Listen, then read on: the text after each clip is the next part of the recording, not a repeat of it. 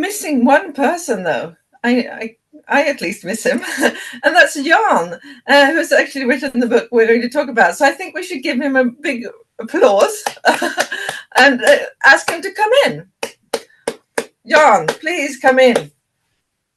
Okay, thank you. Thank you very, very much. I'm so overwhelmed. Actually, I come to think of, I read an article about a person, I don't remember his name now. I think it's the president of the United States, right? And they said that he suffers from not paranoia, but pronoia. And that's a new word to me. And if you have pronoia, you think no one will hurt you and everyone is loving you. And that's what I feel like at the moment. So I'm so happy that you will join me for this release of the books, the digital online release. So I'm so happy. And I hand over the word to you again, Jenny. Yeah, I was actually going to ask you because I think you were listening behind the curtain. Yes. Yeah. Was there anything I missed out on? Did I miss anything? Well, I think we should do some kind of introduction of the people participating here. And now we're going to use this hand sign, as you said, see if things happen now when they move up to the upper left. So who is here tonight? Well, there are different kinds. When I mention the category, you could raise your hand and just see who moves up to the left. So who is here from my family, actually? Is there anyone here that could raise their hand and see what happens? Do we get them up to the left? Does that work? Does that work? Yes. Yes. We have Henrik, my son, he's from Sweden, he says. He's now sending from Bay Area, San Francisco in California. Thanks you for joining. And I think my son Staffan is somewhere down here, but I can't see him. But that's the family. Okay. So other ones, those of you who just see yourself as friends to me, could you raise your hand and see who comes up there? Who are just friends? Yeah, there's Morten, yes. Jenny Clark, Klaus, okay. Gerald Prima, okay. That's good. You see yourself as friends, right? Nelly Moberg, yes. Oh, lovely. Hans and Anastina, lovely. Yeah, Yvonne, Petra, and so on. Lovely, lovely. Yeah. See, there you are. Okay. And then I would like to see those of you who kind of have been working with, that have been, for example, coaching you or training you, some kind of manager, who would be there? Would there be any of you there? Could you try to raise your hand there? See what happens. There comes Per Mood from Sweden. Karina Håkansson is there as well. Yes. Agneta Christensson, yes. She's waving her hand. Rightio. Are there any there we have Donna Sisler. Okay, those are friends from the US. Yeah, Minnesota. I can see that down there waving their hands, their physical hands, right? How about Rotarians? Are there any Rotarians here from Rotary? Because I've invited some from Rotary. Yes, the Karina is Rotary. Are there more? Manuela, yes. And there's some people there. Yes. Okay. And those of you kind of indirectly being invited by friends or colleagues or consultants or whatever, could you raise your hand? You just came by here. Oh, there is Sal Calvo from US. You were invited by my son. Lovely to see you here. Great. Per Palmgren. Yeah, you're the husband of Myrna, whom I've been working with. Lovely to see you as well. Okay. And now the last thing, all of you that you think you will be interviewed today, could you put your hand there, see who comes up there, because that's good for who will be talking. Yes, there will quite a few people that will be talking today. Yes. Lovely. Okay. So I'm so happy that you're all here. And I hand over to now you again, Jenny. Yes. Well, as you've already noticed, we like some interactivity in our sessions. So this is the next question for you. Who has who of all of you have already written a book? Except for Jan. Well, you can raise your hand as well, Jan. So please raise your hands, those of you in this session who have written a book. It'd be a digital, if you have that. Yes, look at that. Look at that. Oh, there's Jonas Wells as well. Morten Segelmark, yes, lovely. Petra Demery, and Myrna Palmgren, Klaus, That's and Mark. impressive, I Yeah, say. quite a lot, quite a lot. So Agneta I as well. think we should give all of them also applause. You will only hear mine, but still, you can applaud them. Yes. But now we would like you to think about those of you who have already written a book. You probably, well, some of you might be satisfied and think, I've written my book, I'm finished. But some of you might still be thinking, oh, I'm going to write another book. And those of you who've not written a book, maybe you have thought, one day I would like to write a book.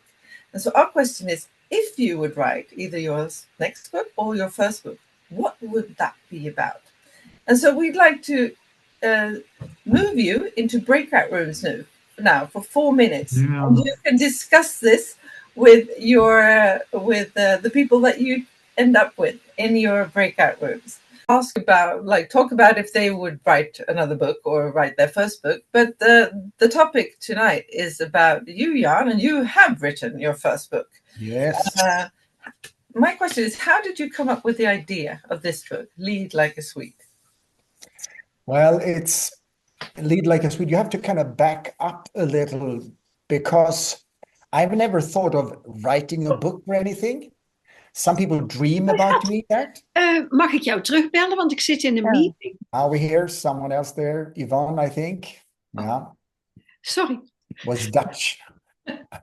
Yes. I never dreamed about writing a book or anything, but I was encouraged by a colleague of mine, Per Skoglund, who said, well, you've been working with the consultancy and working with new leaders. You should maybe write a book. And well, maybe not. It's because I was back there. But also I have to back up to Agneta Kristensson. You are here. I don't know if you could put up your thumb or your hand there. Yes, I'm here. Yes.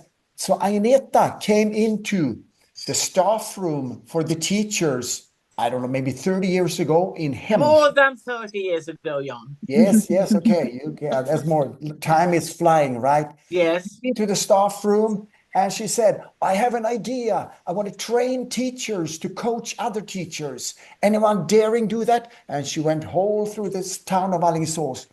And she had met a lady, a Korean lady, she said. Yes. And who was the name of that lady? Inso Kim Berg. Yes, Inso Kim Berg. And she said that was fantastic. And at the time, there was no real term for this solution-focused way of coaching or anything. But she, Agneta, and some other people taught about 12, 14 teachers in Alingsås how to perform a solution-focused coaching. And that's how it started, my way of learning the solution focus. So I'm really grateful to you, Agneta, who dared to challenge the municipality of Alingsås and get us going there. So I'm very grateful for that. Sounds very nice, but I also would like to mention Mia. Do you remember her? Yes. Mia is a very old friend of mine, and she has worked with teenagers with problems.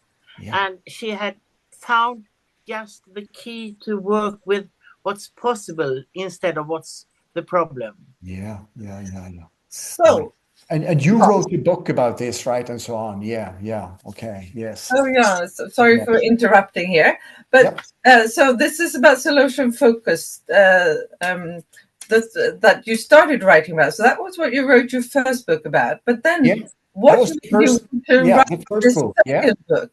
Yes, it's true. Lead Like a Swede. Yeah, it's true. It was at a conference. I think it was in Liverpool. And I had this Swedish book there, and people said there, when do we get this book in English? Probably never, I said. Probably never. But then it was back here, and I was thinking maybe, and so on. And then the pandemic came. I don't know if Sunny Lee is around here, if she's in here, but are you here, Sunny? Okay, so it's actually a South Korean lady who working with me. She said there is an interest in Swedish leadership. She'd work in Australia, Australia, US, and so on, and Norway and Sweden. So she encouraged me to maybe, if you do twist that book a little and make it more of Swedish leadership, it might be possible. It's interesting. So that's the way it started. She encouraged me, and then I started throughout the pandemic to write 4.5 years ago. Yeah. And you said it took 4.5 years, but what was the process like? Who did you work with when it came to like writing the book, the process of writing a book? Because that's not easy, is it? Yeah, no. At very first, I kind of thought, oh, what a publisher, can I get that? And then I had a meeting with Carina Håkansson. Could we spotlight her? Carina. And there you are. And we kind of talked about that. You said you're a publisher yourself. So you said, well, I'm not sure. We have Swedish publishing houses that do global things and so on. So I was kind of a little sad about that. But then when I got home, I thought maybe you could be coaching me, because I needed someone to kind of hold my hand through this process. It was more difficult than I thought, because the first book I'd written together with a friend, Stefan Arbrat, but this was on my own. So, Carina, what was it like working with Jan? Was he very efficient, very stringent, and like doing exactly what you told him to, or what was it like? Well, it was a pleasure to work with you, Jan, but not all the time, of course. But I attended the Swedish book release as well last week. Last week was. And we didn't go in very much to how to actually write the book, or the struggle it is to write the book. And so I tried to, out of my own experience, tried to tell Jan to have a certain routine, to decide whether to have once a day or once a week or twice a week, but a certain a time set aside for just writing, and not wait for some inspiration or mood or something like that, but instead have your time. And this is a dedicated time to writing, and no matter really what you write, but you should write. And so I'll out of my own experience, I realized that this is a kind of hard way to do, but sometimes you come to a point where when you actually look forward to this writing time, and I was actually wondering, did you get there, or was it only hard work, or did you enjoy it as well? Now, I think with your support, because we always have, so what's the plan to do to next month we meet and so on, and sometimes it was very inspiring interviews I had to do and do some stuff. So definitely up and down. So it was a lot of fun, even though it was struggling, as you say. Yeah. Mm-hmm. Yeah. And just about the it's you had a lot of ideas and mind maps and Trello work and so on, and a lot of ideas. But from that to actually start to write, it was quite a step, wasn't it? Oh yes, yeah. You just told me you have to write a script now, because I had thousands of ideas. Oh, what do you mean? Well, start somewhere and structure it like that. So yeah, that was really a good thing for me. Yeah. Okay. Okay, thank you very much, Karina, Thank you. for explaining how this took place and how. But how long did it take to write the book, and what were the biggest challenges? Would you say, Jan? Well, as it always is, to find structure, to even though it was a pandemic, but to get time and write and so on. But after a while, when I was kind of finished, I kind of realized, how do I find a publisher? And I reached out to my Solution Focus network, and I got some ideas, bounced back, and they didn't help me there. But then Klaus Schenk, you're here. What a resource from Frankfurt in Germany, right? You don't have to say anything, but you kind of said, wow, why not Routledge? Try that. Some other people from the Solution Focus company community has tried that.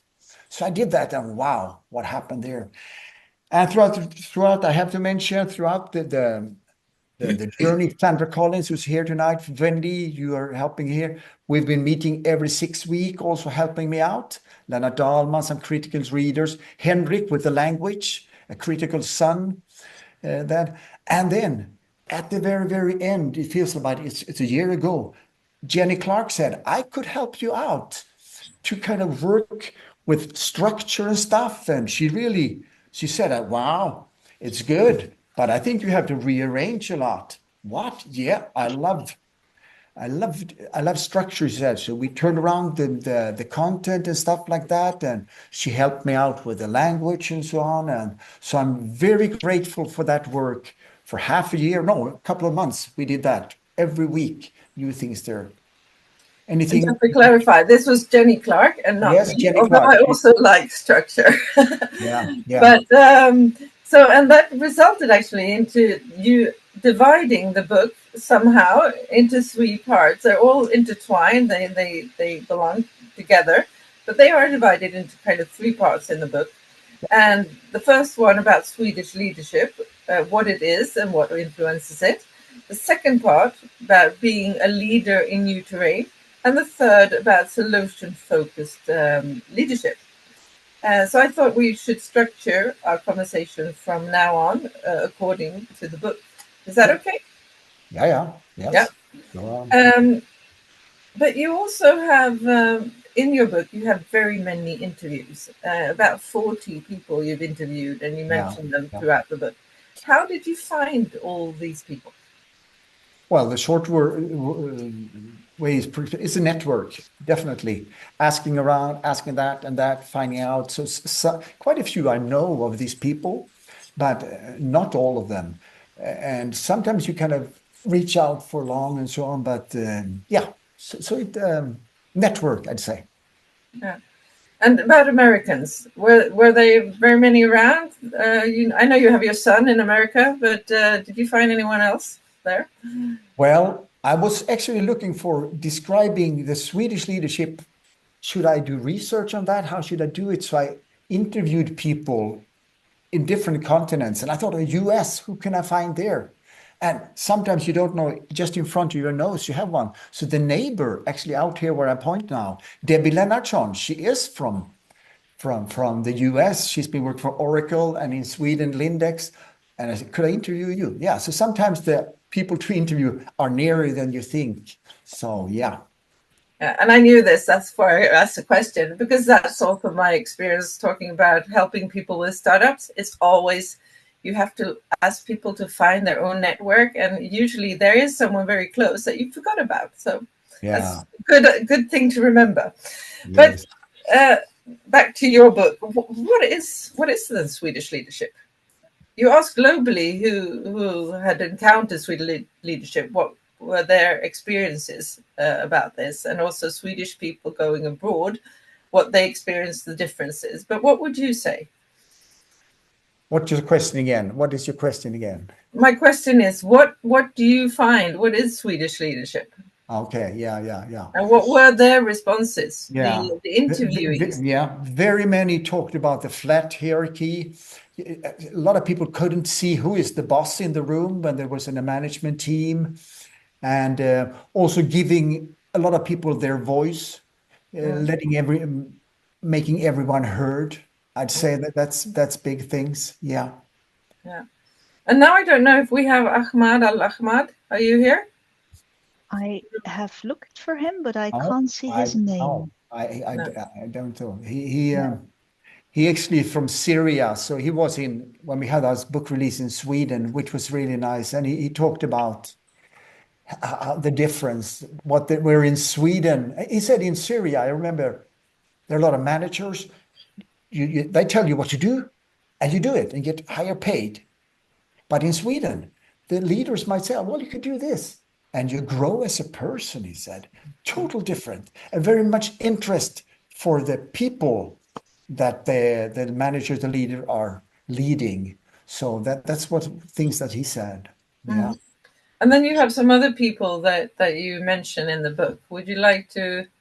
Yeah, well, more examples? I don't. Gérald Primat, he's here from France. He's working with the next generation of inflators for airbags in Autoliv outside Alingsås here, and also we can read about that yourself. But like around the table in Sweden, people don't raise their voices. It's very calm, everything. But when he goes back and forth. Actually, 2 weeks in Sweden, 2 weeks in France. When it comes to France, people are talking like that, but it's very calm and so on, and they don't interrupt each other. So it's a huge difference from back home, he says there.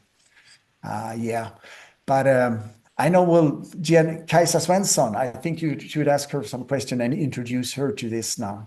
Yeah, because Kajsa Svensson, she's raised her hand. she knew I'm here. You've written a whole chapter in this book about Swedish leadership, haven't you?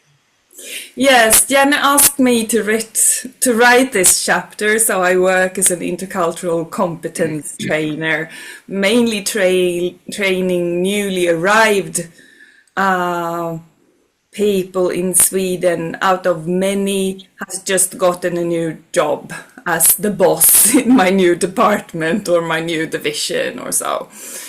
And Janne, I think, wanted to bring more also the scientific perspective to this issue, not only the experiences of all the people who come here, and they tell us mainly similar things, but we also find in research that this is valid, their experiences. Yeah. And if we talk about that, research on cultures are made on values, because values change slowly over time, not as behavior and trends and things like that. And then there are some things that we talk about in the book too, and you mentioned it, Jana, the egalitarianness of the Swedish society, that the deep value that people should really be equal and that organizations should be as flat as possible.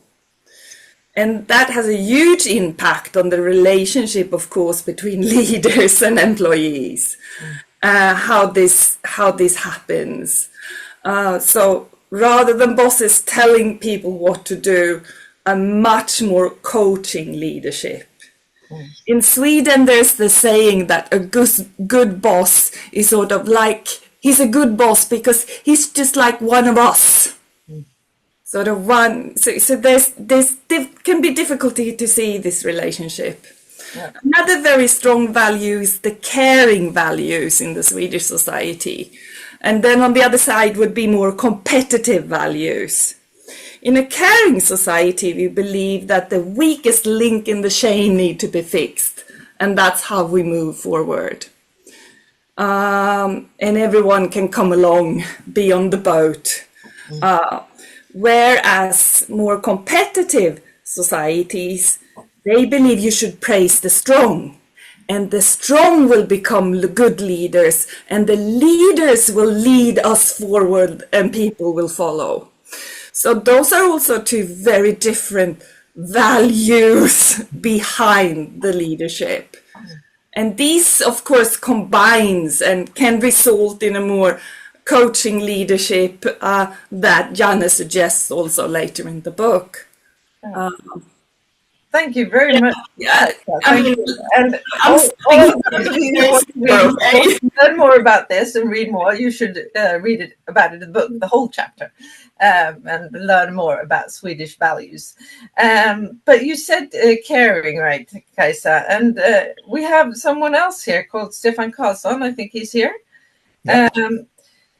You were manager at SKF, the Swedish ball bearing company at one point. And there you have an experience about how you worked as a caring Swedish leader. Do you want to tell us about it? Yeah, thank you. Let me start by putting it into perspective. I've been working for Swedish multinational companies abroad for many years. And back in the late 90s, I came back to Sweden. So I basically got a view of the Swedish mentality and the Swedish management style as an outsider. And two things that struck me coming back to Sweden. One is the consensus mentality. This one involve everyone, let everyone speak their voice and basically build a joint decision, making usage of the employees or including the employees. The second aspect that struck me coming back to Sweden is the unions are very, very strong in Sweden, but there's also very, very close cooperation between company and union. It's a kind of a partnership deal there. I came back in a situation where I was requested to reduce our cost and the number of heads in my organization by 10%. That meant 22 people having to leave.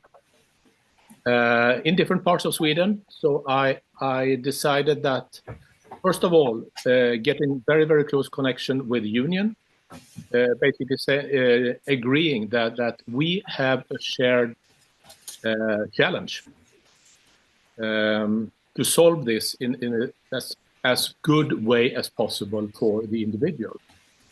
And then going around because that reduction was basically closing down our customer service that we had spread all over the country in Sundsvall, Ludvika, Stockholm, Jönköping, Malmö. And I decided to take on the challenge of everyone that is affected have the right to a face-to-face meeting with the manager, discussing the situation. And it was tough. I think it's the toughest situation you can sit in as a manager. To tell good, loyal employees that the company doesn't need them anymore. So there was 22 individual meetings. There was a lot of swear words. There was a lot of hard feelings. There was a lot of crying. But most of these discussions ended up in sitting down and basically sharing perspective of life, background, what have you, in very, very in-depth personal discussions. I remember I missed both trains and flights because sitting in these meetings where you cannot say that, sorry, I have to break now. It's impossible. You have to let them finish. Sorry. Yeah.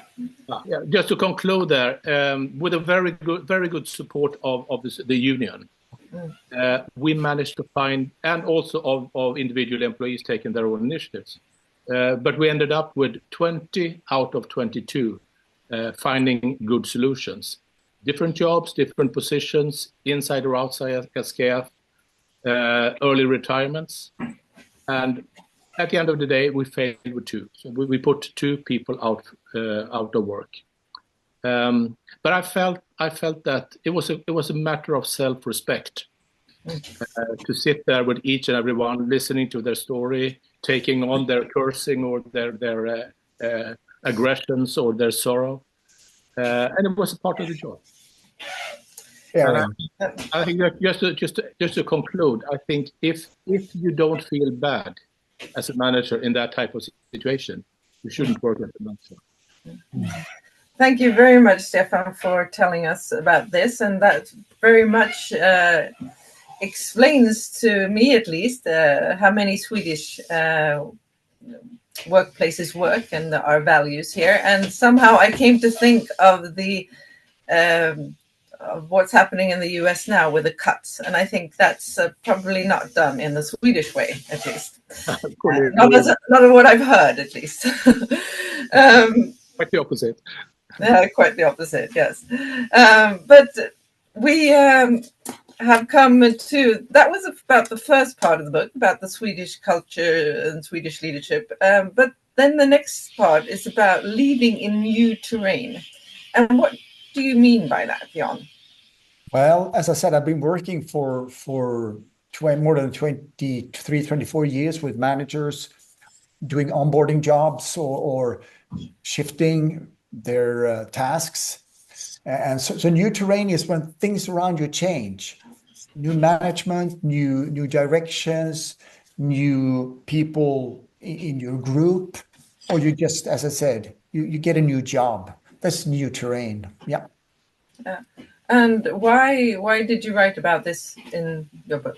Yeah, as I said, I was encouraged to do that, and I thought I knew nothing. I wrote about the imposter syndrome in the book, but I was encouraged. There is something there that, because it's so important when you change jobs. A lot of people say, "Oh, we lose pace, we lose tempo." So I thought maybe we could help out. If people change, how can you do something good out of that? And it's also part of what you have experience of during your work. Yes. Helping people in new terrain, right? That's what's in the book, definitely. Yeah. And you have asked many managers to give their best tips. I don't know if Julia Ryding, is she here tonight? I don't think so. No, I think 19 people I asked to give their 10 tips. So it's all over the book there. It's not, as she said, Kajsa, it's not scientific, but what is their best tip? Typical Swedish leaders.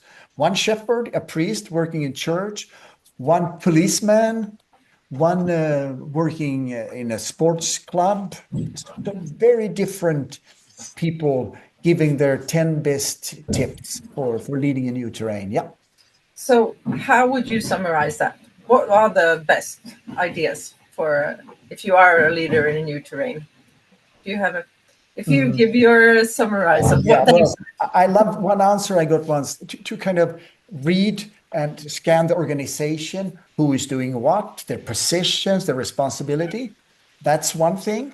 But to kind of see behind, under the surface, the culture, that is, if you lead as a Swede, that's very, very important. Asking a lot of questions, not being kind of, I have the truth, this is what you're going to do. And that's a lot of those interviews, they kind of show that. Being humble, I'd say, and read the culture, understand the culture to go through. Mm-hmm. But if I was a new leader and I'm new and I need some tools, are there any tools in this book that I could use, or is it just text? Yeah, as a solution-focused consultant or facilitator, you have usually a lot of tools. So I've included that in the book, and I kind of they in time of appearance, when I describe maybe a person I've been working with, I said, and here I use this tool. So in the back there are it's a toolbox. I think about 20 different tools that could use for inspiration or understanding or conflict resolution or employee talks and so on. Yeah, so there's a toolbox, definitely. And I found that personally very helpful to find these tools in the back of the book. Yeah. If you buy the book and you read it and you think, I need something to work with, you have the answer to some of the questions, at least in the end of the book. Yes. But this last section then is, I know it's very much into your heart, this part of the book about the solution-focused leadership that you've been working with for many years. Why did you include this in this book? As I said, it started with Agneta Christensson. As a teacher, I used it. As a headmaster, maybe as a parent. I don't know. We can talk to Henrik and Staffan here, but it's, as you said, in my heart. So I've been using it. And then when I start working with my own company, it's there. I can't work in a different way. I want to focus on what's working and instead of what's not working. And the strengths and resources of people that I meet, I try to look at that first and also teach and train people to do that. Yeah. So how would you describe what is solution focused? Well, you have to read it. As I said, it's a lot about focusing on what works instead of what doesn't work. Yeah. If you meet people, they a lot of complaining, this doesn't work and that doesn't work. And as soon as you start asking them, so what would you like instead? Oh, they never got that question because they are experts in explaining or talking about what doesn't work. So that's a short version of that. Yeah. And in your book, you have some examples of different people who have worked with solution focus. Yes. One of them is Per Mood, who's here tonight. I've seen his face. Yeah. And at the time when Jan wrote the book, you were working as an officer within the fire department of Alingsås. And you've been working with Jan for a while, and you were inspired by this solution-focused approach, I assume, or I know. Yeah. And you conducted solution-focused performance reviews and employee talks. How did you do this? Can you tell us? Well, in short, the sessions were about actually formulating strengths as opposed to the managers evaluating or correcting the employee. And that was an approach we were all kind of unfamiliar with. So it's new terrain, so to speak, for all of us. But it was very well. I liked it. The employees liked it, and the conversations was based on the premise that if you formulate the goals yourself, you're more likely to succeed. So in that sense, my task was really about asking questions. To listen, to take notes, and probably the hardest part to be quiet most of the time and just to let them do the talk, let them sort of formulating what they wanted to achieve. So we use the concept of scales, as I know John is writing about in the book. I think that's a technique which is very, very helpful. So the conversations resulted in a pretty clear sort of action plan for both me and the employee, consisting of two parts. One part which was their strengths, like this is what I need to continue doing, and one part that was about this is what I want to do more of or do less of to achieve even better things. So it was kind of a positive atmosphere, and I think the employers really like that new sort of take on things. Thank you for sharing this, Per. And Jan, you have some other examples in the book as well. Do you want to mention any more? Yes, there are, because I had to ask around who is. I knew some solution-focused leaders, but some were hidden in there. And Tuva Gökberg from SKF, we worked with the Guiding Stars, which to me is solution-focused. Susanne Hoffling, Mats Rydberger, Helena Schmidt, Lena Burisetter. Many of them are in the book. They're very good examples. But I did not know, and these people I'd heard of before, but Gustav Klebom, working on Volvo, he was recommended by one of the other persons I will talk to. And you're here, and you work strength-based leadership at Volvo Cars, and also, I was fascinated. You wrote about this sharing a common picture with all your staff when you were working, where you were heading, and that seemed to be very important to you. How come that was, and you also have a military background. Could you please, Gustav, tell us a little about that? Absolutely. No, I think that, as you say, I mean, it is really important that you share the view on where you're going and why you're going there. I mean, in the army, it was one thing because, of course, then if the leader fell to the ground, somebody needed to kind of continue what you were supposed to do. But it's not that kind of unlike that in the business as well, because if everyone knows where you're heading and why, they can take the right decisions along the way, and they don't constantly need to go and ask for permission or if they should do this or that. They will be able to act because they know that they're doing things in kind of where you want to go in that direction.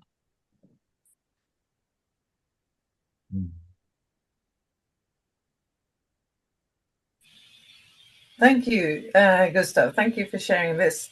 And did you have? I know you had Susanne Hoffling, who spoke about him, and Katarina Valeria Pettersson. Jan, did you have anyone else you wanted to mention? Well, they they had some speeches. They made president's speech. She's not here today, but she was inspired by the solution-focused way of making a speech. So she did that, and you can read about that. Matti Ahlqvist, I don't think you are here, from AstraZeneca. I got the tips from someone to tell he is really good at making speeches and so on. So he talks about that in the book and so on. Yeah. So yeah, and then we've gone through the whole book basically. But do you have any key takeaways from the book? What would you think is the most important? As you said, there are different parts of the book, even though it's about navigating new terrain, but definitely people will have a better understanding of cultural expectations in leadership. That's one big thing.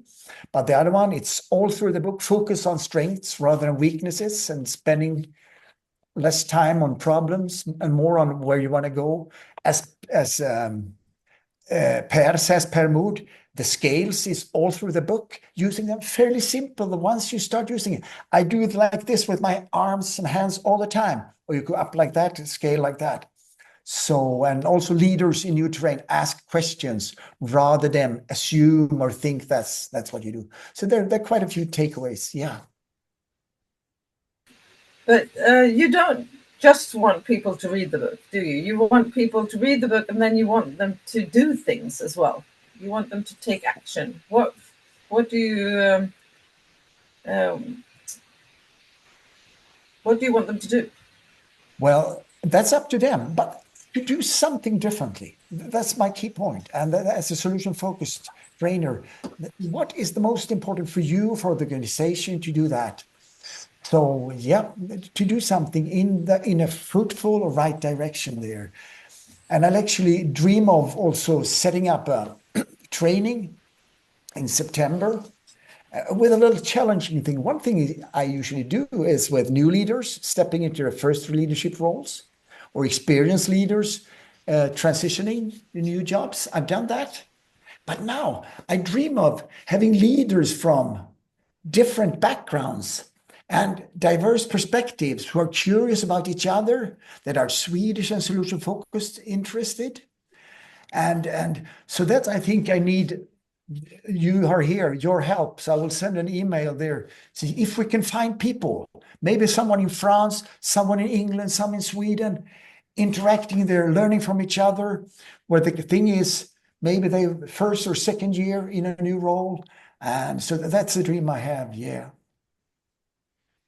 And yeah, so you dream of doing these training sessions online with people from all around the world. And I know you use someone's tools, so like technical tools, to work with this. And Michelle Wester, are you here? I am. Yeah, but I know you also work with how to make things happen, like from just reading to making things happen. Can you tell us a little bit about how your experience about working with this? Of course, I think I'm put it in a really good way here. The important thing is doing something. We hear you very badly. Badly? Yeah. If that sounds works. like a horse. Yeah, I don't know if your headphones might. Not saying that good things, then I sound like a horse. Better, worse, no. Better? Yep. Then A lot better. Yep. Let's not sound like a horse and try to do this instead. So I think John put it in a really good way, actually. The most important thing for us is to do something. So we should more often think about how could we make it easier for ourselves to do something? How can we lower the thresholds for ourselves to do something, to take a first step? A researcher that I love is a Stanford professor by the name of BJ Fogg. He's written a book called Tiny Habits, and he talks a lot about making a behavior as simple as possible. I think we could try to come back to that. If there's something I want to change, something I want to do differently, how can I make that behavior, that activity, as simple as possible? Because the easier it is for me to do this, the more likely it is that I will do more of it. And that sounds Like, of course, that's the case, but I don't think we too often realize that effect, that the easier it is for us to do something, the likelier it is that it actually will happen. So I think when we want to do things differently, think about how to make it easier, how to make it smaller, and then we'll more often actually succeed in change. Mhm. Oh, you are mute, Jenny. I Yes. realized. Thank you, Michelle. But I know last week you had a very good example of what you could do in this very simple way. Do you want to repeat that example? Yeah, of course. That's quite good. I mean, I myself last week when I attended the book release, the physical book release, I had a strong desire of starting to read like a Swede. The book, exactly. Like I pictured a lot of people in that room would have. But the challenge quite often is that we have a high motivation at a certain point of doing something, but the challenge is to go from that high motivation to the doing. Quite often we're stuck in a phase that we call planning. So within psychology, we're talking about change being described in 3 different phases. We're talking about a desire phase, a planning phase, and an action phase. Quite often we're stuck in the planning phase. We have a desire to do something, and we're talking about doing X, Y, Z at a certain point somewhere in the near future, but we don't actually go to doing.